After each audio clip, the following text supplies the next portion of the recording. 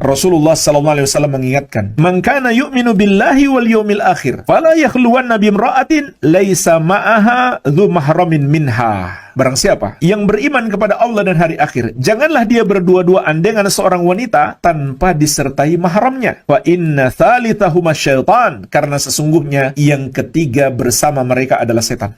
Saat itu setan betul-betul bersemangat menjerumuskan mereka dalam perzinahan. Maka dilarang keras oleh syariat.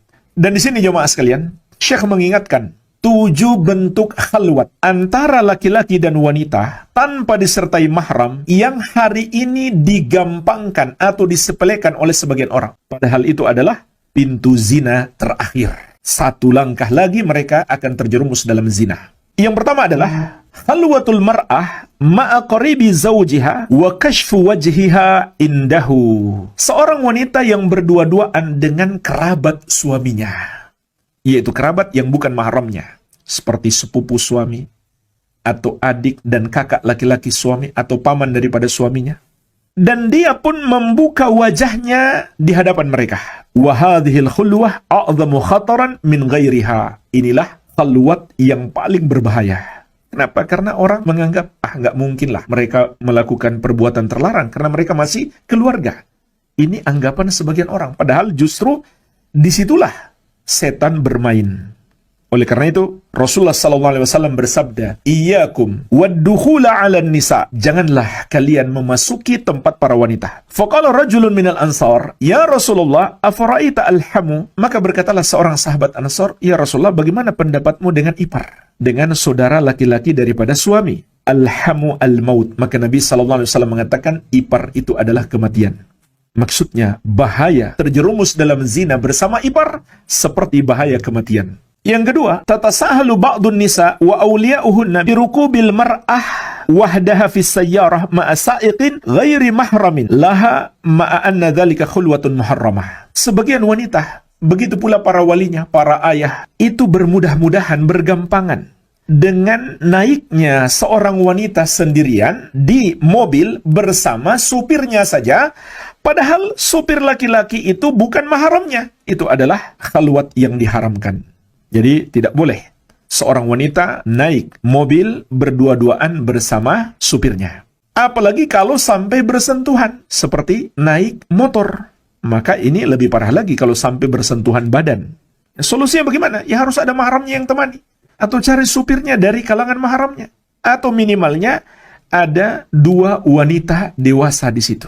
Syekh juga mengingatkan di sini, tidak cukup hanya ditemani seorang anak kecil atau anak yang kaum laki-laki tidak merasa malu darinya untuk melakukan sesuatu yang terlarang bersama wanita tersebut. Yang ketiga, tatasahalu ba'dun nisa wa awliya'uhunna bidukhulil mar'ah 'ala tabib bihujjatin annaha bihajatin ilal ilaj. Sebagian wanita bergampangan, bermudah-mudahan, begitu pula para wali mereka, para ayah, membiarkan putri mereka atau istri mereka masuk untuk menemui seorang dokter, lalu dia berdua-duaan dengan dokter laki-laki tersebut dengan alasan dia membutuhkan pengobatan. Wa hadza munkarun azim wa khatarun kabir. Dan ini adalah kemungkaran yang besar dan bahaya yang sangat besar. La yajuzu iqraruhu was-sukut alaih. Tidak boleh didiamkan, harus diberikan peringatan.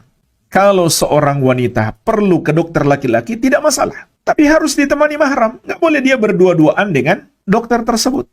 Kalaupun tidak ada laki-laki mahramnya yang bisa menemani, paling tidak ada wanita lain dari kalangan keluarganya yang sudah dewasa. Kalaupun tidak ada sama sekali yang bisa menemani, paling tidak ada perawatnya, susternya yang menemani. Nggak bisa mereka berdua-duaan. Ini diharamkan. Karena ini bukan hal yang darurat. Artinya, kalau mau dicari, ada yang bisa menemani. Ya, beda halnya kalau sudah darurat sekali, nggak ada satupun yang menemani. Ya mungkin kejadiannya di tengah hutan misalkan, nggak ada orang lain. Kalau dibiarkan mati, nah itu baru sifatnya darurat. Tapi kalau masih bisa dicari orang yang menemani, maka tidak boleh mereka beralasan karena ini pengobatan, maka mereka berdua-duaan. Tidak boleh. Kemudian yang keempat, wa kadza la yajuzu khulwatut tabib bil mar'atil ajnabiyyah minhu sawa'un kanat tabibah zamilatun lahu aw mumarridah. Demikian pula seorang dokter, kata Syekh, tidak boleh berdua-duaan dengan wanita yang bukan mahramnya, sama saja apakah itu dokter wanita temannya atau perawatnya. Di ruang seorang dokter misalkan, dia bersama asistennya atau perawatnya yang perempuan, mereka berdua saja di situ. Begitu pula kepala kantor misalkan seorang direktur bersama sekretarisnya perempuan di situ, mereka berdua-duaan dalam ruangan itu, maka ini tidak dibolehkan. Kemudian yang kelima, wala khulwatul mudarris al-kafif au ghairuhu bitalibah. Tidak boleh seorang guru yang buta sekalipun atau siapa saja yang laki-laki berdua-duaan dengan murid wanitanya, walaupun dia dengan alasan mau mengajarkan Al-Quran. Tidak dibenarkan.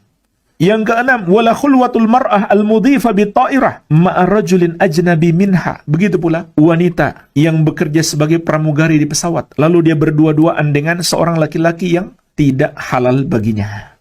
Jadi intinya tidak boleh beralasan ini kan pekerjaan.